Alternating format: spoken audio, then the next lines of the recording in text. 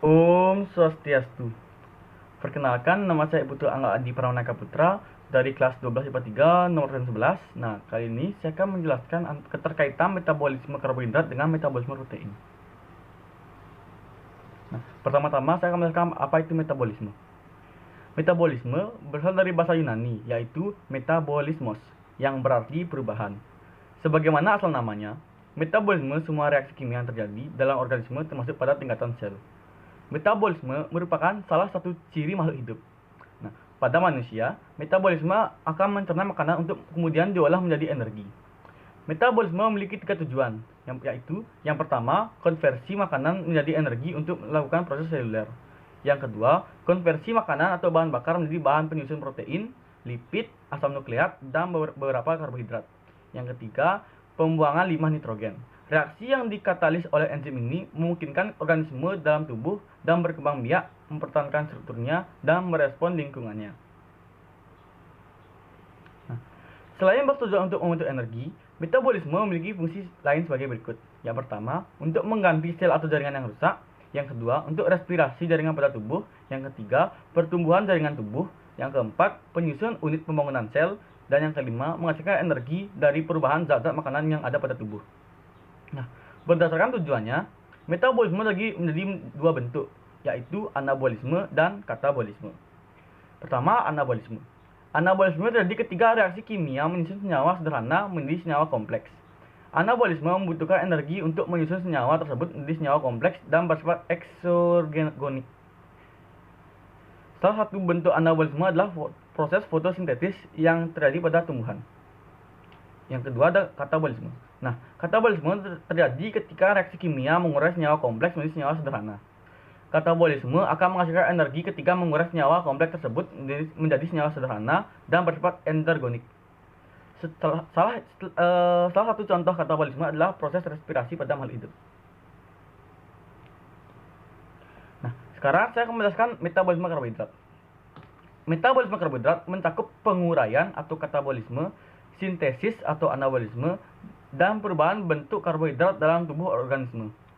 Bentuk karbohidrat yaitu glukosa akan diurai menjadi senyawa gula sederhana yaitu monosakarida. Saat makanan dicerna dalam tubuh, karbohidrat akan melalui proses hidrolisis, yaitu proses penguraian menggunakan bantuan air. Pencernaan karbohidrat tersebut terjadi dengan cara mengurai senyawa kompleks polisakarida menjadi senyawa sederhana monosakarida.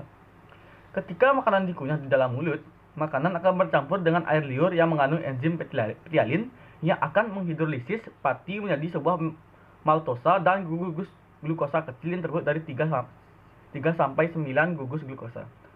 Setelah makanan tersebut ditelan dan masuk ke dalam lambung, makanan tersebut akan bercampur dengan zat yang akan disekresi lambung. Kemudian, makanan tersebut akan masuk ke dalam duodenum dan bercampur dengan getah pankreas. Hasil akhir dari metabolisme karbohidrat adalah senyawa-senyawa gula dalam bentuk fruktosa, glukosa, monosakarida, dan manosa. Senyawa-senyawa ini kemudian akan diabsorpsi melalui dinding usus dan akan terbawa oleh darah. Ya, yang kedua saya akan menjelaskan metabolisme protein. Metabolisme protein merupakan proses kimia dan fisik yang mencakup pada perubahan atau anabolisme protein menjadi asam amino dan penguraian atau katabolisme asam amino pada protein. Nah, asam amino yang telah tersebar melewati darah dan masuk dalam jaringan tubuh akan distesis kembali menjadi protein. Protein ini berfungsi untuk mempertahankan fungsi sel-sel yang masih normal. Pada metabolisme, asam amino akan melakukan pelepasan gugus amino, kemudian perubahan kerangka karbon dalam molekul asam amino. Proses pelepasan gugus amino terjadi pada deaminasi dan transmisi oksidatif. Deaminasi oksidatif menggunakan dehidrogenase dalam katalis, sedangkan jika transmisi yaitu proses katabolisme asam amino yang melibatkan gugus amino pada satu asam amino terhadap asam amino yang lain. Asam amino tidak akan disimpan dalam tubuh manusia. Jika jumlah asam amino melebihi atau terjadi kurangnya sumber energi lain, tubuh manusia akan menggunakan asam amino dalam sumber energi.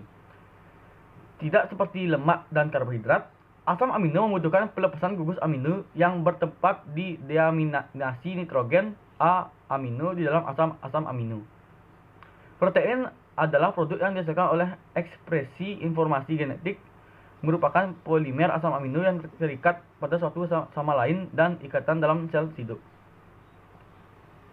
Nah, sekarang saya akan menjelaskan keterkaitan metabolisme karbohidrat dengan metabolisme protein. Nah, hasil akhir dari pencernaan protein berupa asam amino akan mengalami metabolisme melalui 3 cara, yaitu pertama, asam amino glukogenik berubah menjadi pirufat yang kemudian masuk ke jalur metabolisme karbohidrat. Kedua, asam amino ketogenik berubah menjadi asetil CoA yang dapat memasuki jalur metabolisme lemak. Ketiga, asam amino non-glukogenik dan non-ketogenik, misalnya asam glutamat, dideaminasi dan langsung memasuki siklus Krebs.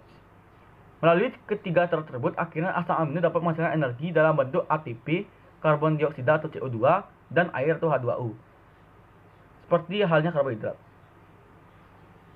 Nah, sekian presentasi dari saya tutup dengan Parama Santi. Om Santi Santi Santi Om.